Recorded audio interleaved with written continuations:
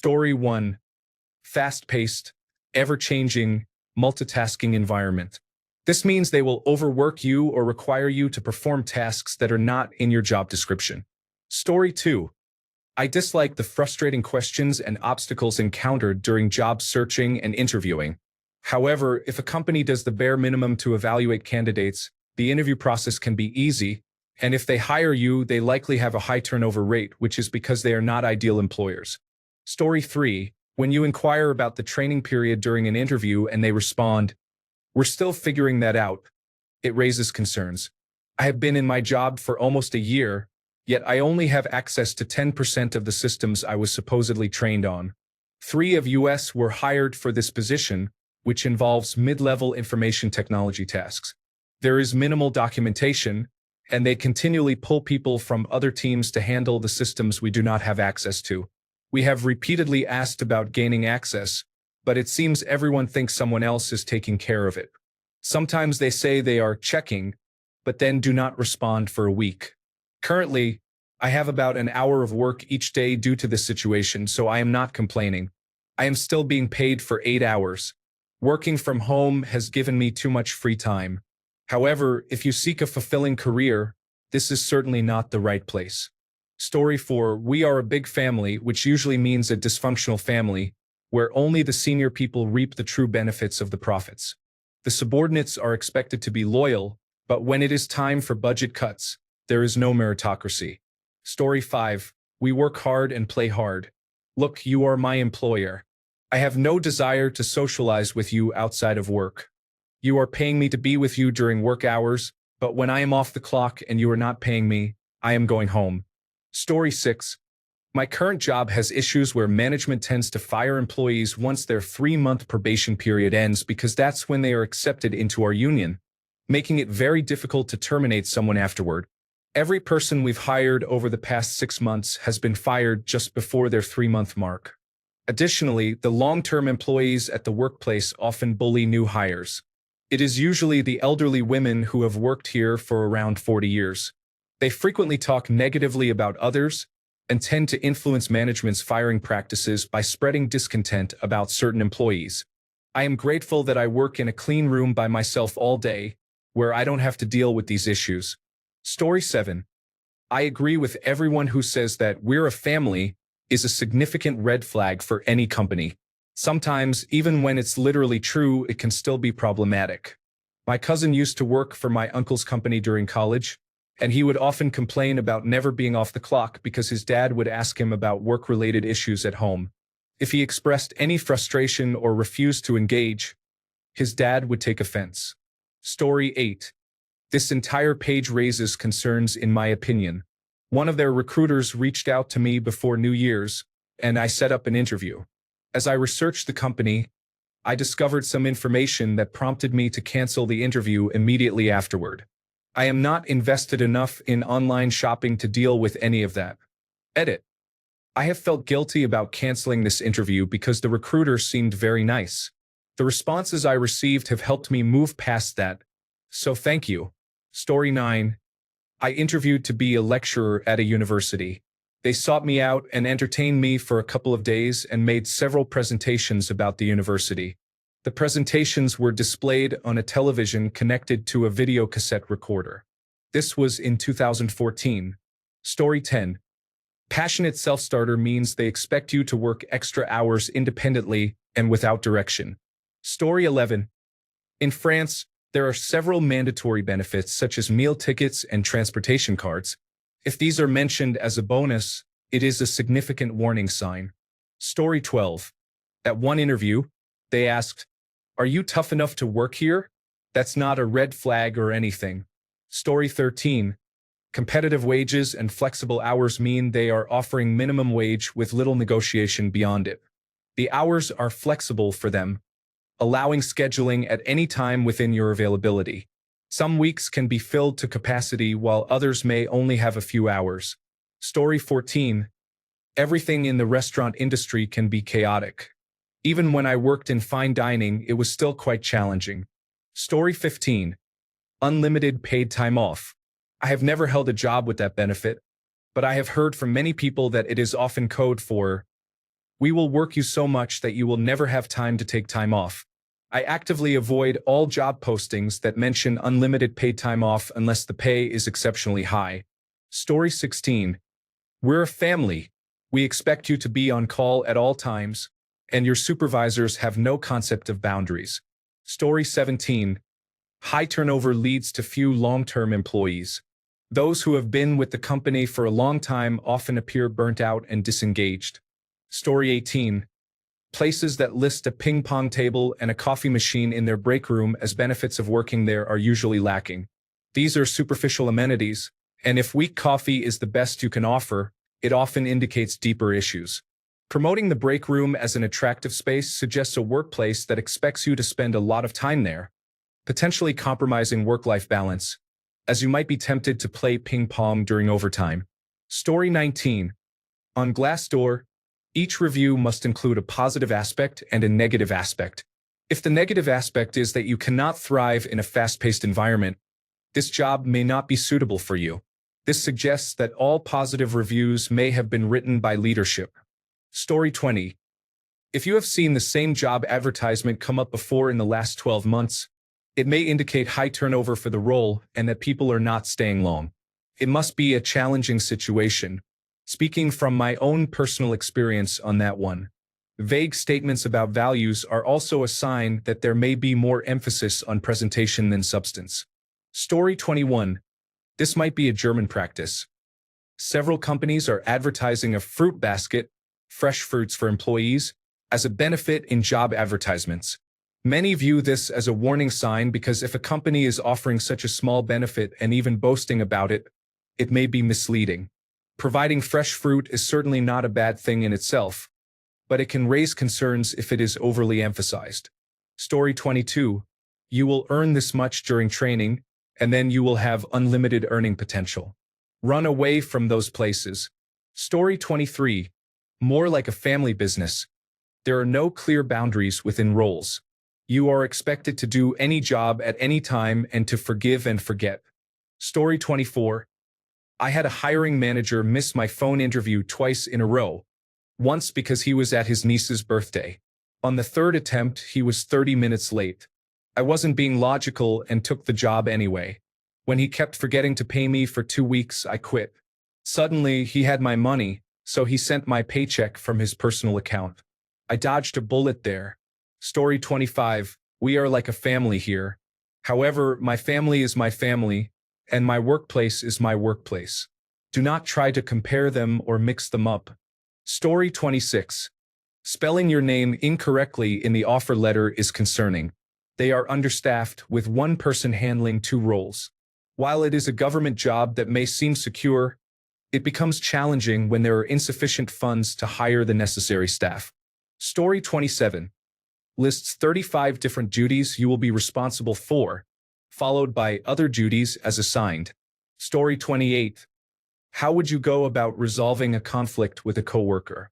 When I asked for clarification, they confirmed that I should expect my superiors to occasionally snap and yell at me for things that may or may not be my fault, because this can be a stressful work environment. Why is it a stressful work environment? Could it relate to management not addressing the fact that their staff yell at the secretaries? Might this be a symptom of a larger issue? No, it's the secretaries who need to defuse the situation. This is the first time I have called back after an interview and rescinded my application without waiting for a response. Story 29. I interviewed at a company where the manager mentioned that his children would likely describe him as unkind, and he was proud of that. He also stated that he preferred not to give praise to his employees so that it would mean more when he actually did. There were many additional red flags. Story 30. High turnover rates often indicate deeper issues within an organization, creating an environment that can be detrimental to staff morale and productivity. Story 31. I recently saw a job advertisement asking for someone with a great sense of humor who is always open to constructive criticism. They might as well have written, "We will bully you and gaslight you" in neon letters, as far as I'm concerned. Story 32. I avoid places that have a significant difference in starting pay. If I see a rate of $14 to $35 per hour, I understand that it is $14. Additionally, Not disclosing compensation details such as pay rates, retirement plans, and paid time off in your advertisement or listing is concerning. Story 33. If the interviewer will not take you to the department you are interviewing for, just so you can see what it looks like, that is also a very bad sign. Story 34. Hiring urgently for multiple openings. It's not that the company is amazing and expanding. It means they are having difficulty retaining employees. My boyfriend is finding this out the hard way, unfortunately. Story 35. I've had 2 interviews with significant red flags on opposite ends of the spectrum. One interviewer told me they were looking for someone to live and breathe the brand. I understood that to mean be available 24/7 and have no life outside of work. No thanks. In the second interview, when I asked, "What's it like to work here?" they replied, "Shit, deadpan. This person would have been my manager." The human resources representative apologized to me on my way out, saying, "I've told them not to do that. I didn't accept the job offer." Additionally, another company asked me to create a full-year plan of marketing content for a presentation in the 3rd round. I declined to continue. I had already learned my lesson about giving companies my best ideas for free when ideas I presented in an interview appeared online months later, despite being told I wasn't being offered a position because they needed someone who could think more outside the box. Story 36. Not everyone can handle working here. Whenever I hear this phrase, alarm bells instantly go off. When a company is strangely proud of their poor working conditions, it is a significant problem. This is an office job, not a dangerous adventure. Story 37. When they talk about loyalty, the company is only loyal to you while you are generating profit for them. However, they expect complete loyalty from you at all times. The moment you begin to cost them money or experience a long-term illness or injury, any loyalty they had toward you disappears. Story 38. Hit the ground running. Training will be minimal, and they expect you to be at full capacity by the end of the first week. Story 39. Their CEO dismisses entire departments due to a temper tantrum and later tries to rehire some of them when he realizes he needs their skills. Story 40. You can earn up to a commission job. Walk away unless you have a pile of money saved up to live on from the start. Story 41. I had an interview, and the hiring manager was arguing about software development practices in a very belittling way. I said, "I think we should stop here. It's obviously not a good fit." He asked, "You don't want to continue with the interview?" I replied, "No, I'm not interested in joining your company. Thank you for your time." Story 42. When they ask you to do over 20 hours of unpaid work as part of the interview process to assess your skills. I have encountered this several times while applying for mechanical engineering positions at startups. To me, it communicates a complete lack of respect for your time and an intention to extract as much value as possible from you. Story 43. Review the management team's profiles on LinkedIn and look for individuals who describe themselves using terms like relentlessly driven or alpha males. Additionally, if the executives and upper management members have Twitter accounts or other social media profiles, review them for posts reflecting a "no one wants to work anymore" attitude. If you encounter such content, seek out other opportunities. Story 44. The chaotic interview process is my biggest indicator. When they aren't expecting you, don't know your name, move the interview multiple times at the last minute, don't know what role you are being hired for, or bring back the person they fired to interview you. I've experienced all of these situations. Story 45. One time, I left a company because of their discriminatory practices. An article was published a few months after my initial complaint, highlighting the pervasive issues within the company culture. The organization failed to recognize that I was unhappy and just waiting for my stock to vest, so they assigned me to conduct interviews. During those interviews, I informed candidates that the company had a toxic environment, encouraged them to read the article, stated that everything in it was accurate, and wished them good luck. If an interviewer reveals such information during the "do you have any questions for me" phase, it's likely best to avoid joining that company. Story 46. If you see employees other than those interviewing you during your interview, pay close attention to their demeanor. If they all seem unhappy, consider leaving quickly. Story 47. The interview process made it clear that the company expects its employees to be available from the time they clock in until they clock out. I had another job offer, but I found myself awkwardly pleading, assuring them that I could manage the demanding workload. If my preferred job hadn't contacted me, I would have accepted that position, unfortunately. It was a work-from-home debt collection job with a good commission structure, but the workload was intense, and the manager had a challenging attitude. We did a role play, and they appreciated my performance, but I missed one important point: asking if the person's family or friends could lend them the money to make the payment to settle the debt, essentially putting pressure on their family member. Fortunately, my preferred job called back, and it is also work from home with a much lighter workload, averaging about 4 calls and 5 emails a day. Thank goodness. Story 48. 20 to 25 hours a week. Must have open availability and be willing to work nights, weekends, and holidays as needed. Story 49. Somewhere that only offers part-time hours not because they are fully staffed, but because they do not have to provide benefits. They will stretch you thin and be inconsistent with your schedule. Story 50. I applied for a position as a software developer. They were interested but wanted me to complete their intake test first, which is not unusual for programming jobs, though it typically occurs after the first interview, not before. Regardless, they sent me the details of the test on a Monday afternoon and asked me to finish it by Friday. The test involved creating a copy of their largest product. It wasn't overly complex, but the requirements indicated it would take at least 2 full days to complete, especially while I was working a full-time job. I informed them that the time frame was unrealistic. They responded by saying it wasn't just about technical skills, but also a test of commitment. This was all before a single interview. That was probably the biggest red flag I had ever encountered, so I decided to decline their request. Story 51. I live in a state where the salary range must be published in the advertisement. Some companies get around this by posting an unrealistic range, such as $30,000 to $300,000. If they are not honest about what they are willing to pay, they are not respecting potential employees. They avoid publishing the actual number because they know it will be low. This also means they do not want their current employees to see the range, suggesting they are not paying everyone fairly. Additionally, any mention of indirect authority is unhelpful.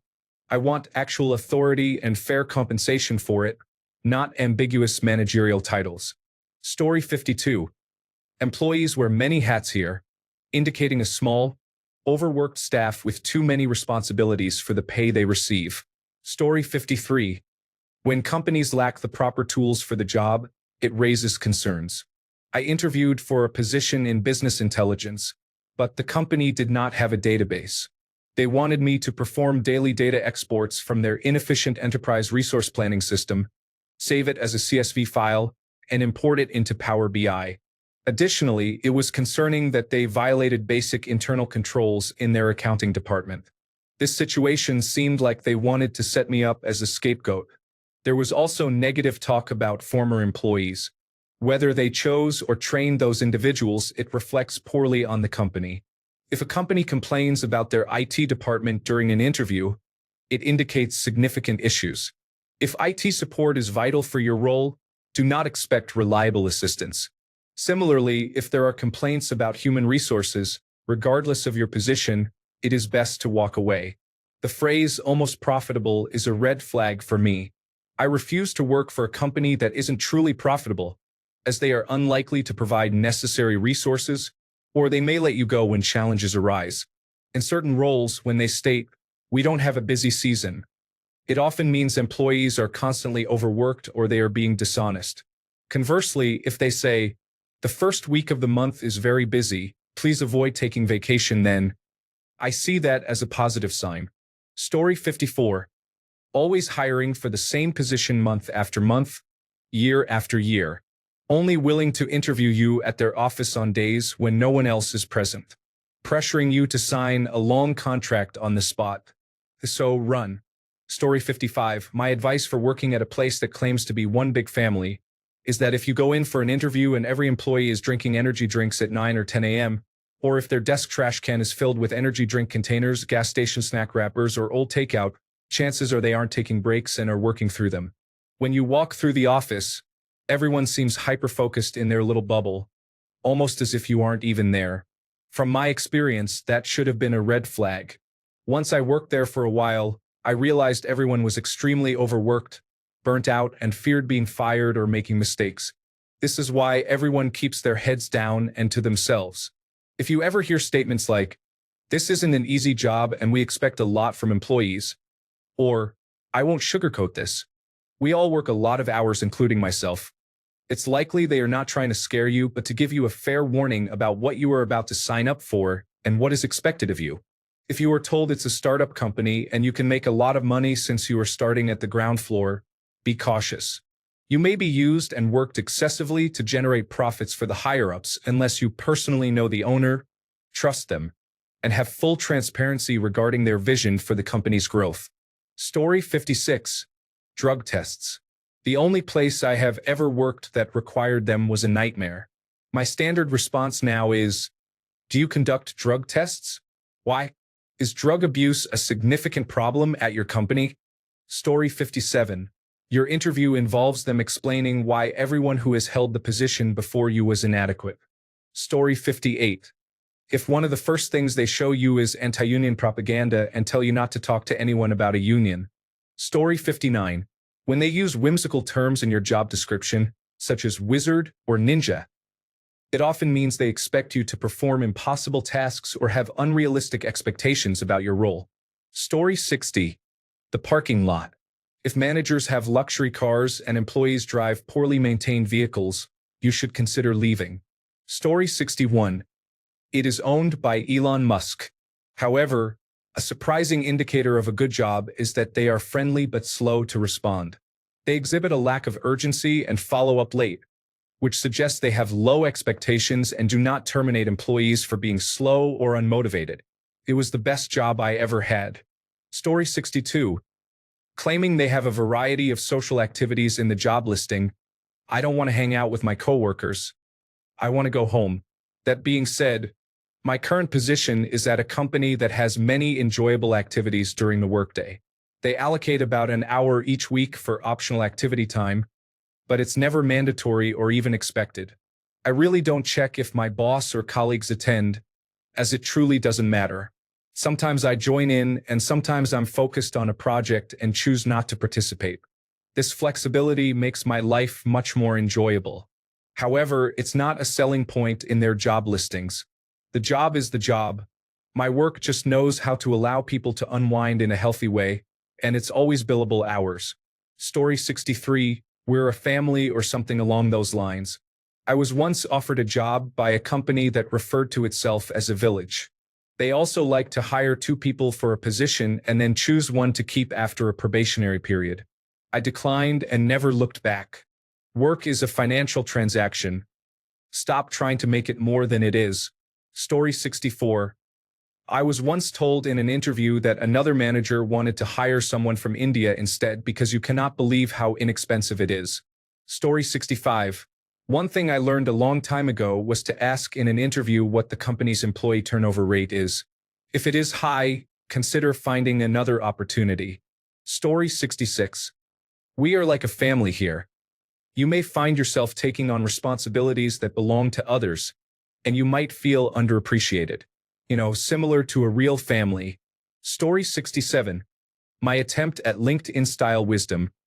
During an in-person interview, use the restroom. If there are issues such as out-of-service toilets, faucets with low pressure, or positioned in a way that makes it difficult to wash your hands, or if there are empty soap dispensers, the company may lack competence. Plumbing is a specialized skill, but there are professionals available. Large companies typically have a facilities person responsible for either possessing these skills or knowing how to quickly find someone who does. If they neglect something essential for basic human functioning, it reflects their ability to handle other important matters. Story 68.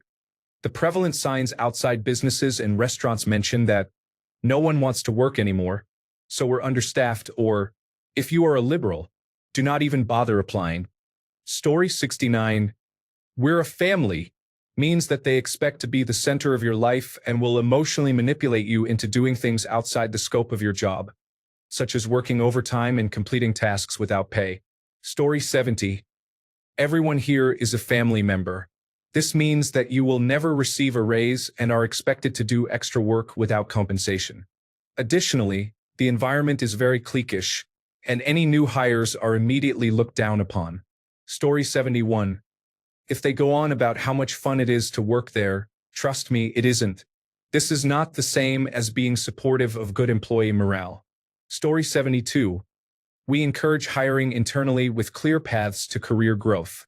We expect you to be willing to start below your asking wage based on a promise to provide opportunities for career growth, which may not be fulfilled. Instead, you might receive minimal raises each year, leading you to choose between finding work elsewhere or facing financial difficulties.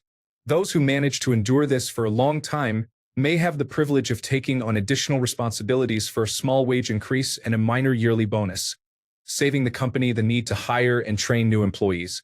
Story 73. Any company that tries to make potential commission earnings look like an actual salary is always a sign of a scam job. Companies that do this are merely trying to recruit individuals for lead generation and cold calling. An exceedingly small number of these contacts will convert into actual sales, and the company is aware of this. The new hires will earn almost no commissions and may not even receive a base hourly wage. The qualified leads are then passed on to higher-level account managers for closing. After a couple of months, the new hires will realize what is happening and quit. The company will then post another round of advertisements seeking more desperate job seekers, creating a constant revolving door of individuals doing all the sales department's work for free. Essentially, this situation allows the company to handle all of their lead generation and cold calling without compensation, while trying to motivate and encourage their new salespeople to remain as long as possible before they discover the truth. Story 74. I always apply for jobs while I am still at my current job. I recently received an offer that looked promising, a similar position at a different company in the same field, with a 25% pay increase. During the initial contact, they stated it would be Monday to Friday first shift. However, during the interview, they mentioned it might be for the night shift. When I requested written confirmation that the position would be only first shift before proceeding, they informed me they had changed their mind about hiring someone and abruptly ended the call. I was surprised that a large corporation could allow their hiring manager to behave in such a manner or attempt to mislead candidates.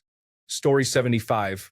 When they tell you to ignore the review on Glassdoor because those employees had negative attitudes and it is better for everyone that they are not here anymore.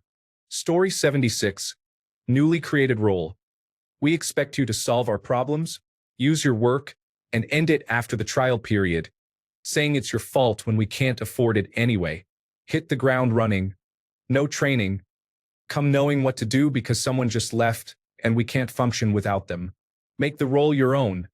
See newly created role. Everyone will dislike you, you will receive no guidance, and you will be a seat filler to maintain headcount for the next budget. Fast-growing small business. Put up with our challenges. We hope you are young or desperate and want to be part of our family. Sometimes you may not get paid. We may also argue with your partner, who is not part of our family, making things difficult for you. Values and culture-oriented. We have been reported multiple times for our behavior. If you are part of a minority group, please consider joining us. Story 77. This was when I was fresh out of college. The manager who interviewed me at Accenture focused the entire interview on herself. I felt fortunate to avoid that situation since it is well known locally how Accenture treats their developers. I reached the final interview with an Australian transcription company, where I was informed that we would be paid minimum wage with no salary increases, but we would receive stock options. They were, in fact, not registered as an initial public offering. Thanks a bunch for sticking around till the end of the video. Remember to subscribe, and until next time, stay awesome and goodbye.